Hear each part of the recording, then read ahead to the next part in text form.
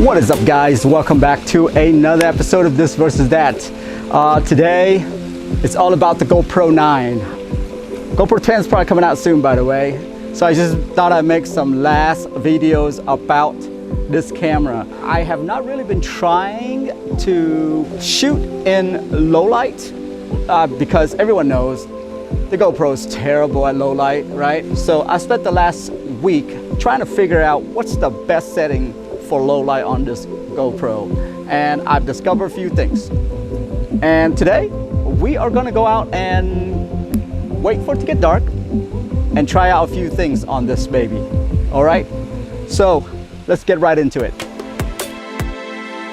So before we get out there and shoot, we gotta make sure our setting is correct. Here I have a 5K 24 FPS to get that cinematic buttery smooth shot.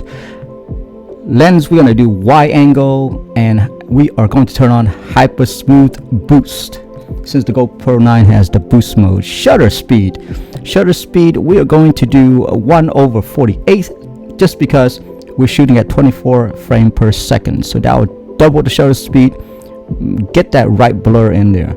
Bitrate, we're going to do high, and ISO minimum 100, max 1600. Color, we're going to make sure that it's flat so that we can color grade it ourselves. As for sharpness, we are going to set this thing on low.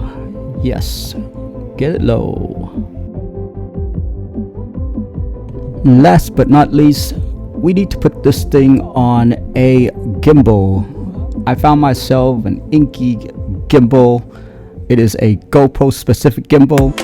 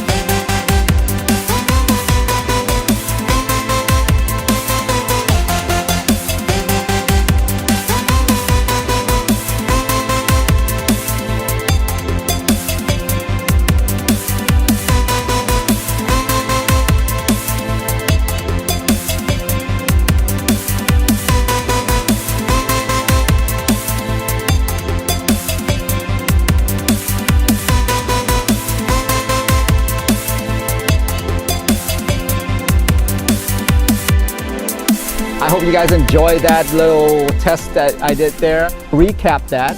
The setting that I'm using, I think that's pretty good for night shot on the GoPro. With the help of a gimbal, now I think that's what really made it possible for me to do night shots. I don't think it would have worked with me hand holding it, because what happens is that the gimbal actually helps stabilize the image a lot. So it doesn't have the jerky look to it. GoPro doesn't really tell you this, but all that stabilization is based on the data that the GoPro sees. And if you don't have enough light, it's really hard to do night shots. And so with the help of gimbal, it actually came out really good, because the GoPro doesn't have to work as hard trying to figure out all the data that's on the screen, because I'm not holding it in my hand. That's my little test right there. I hope you guys enjoy that, and I will see you guys in the next episode. Have a good one.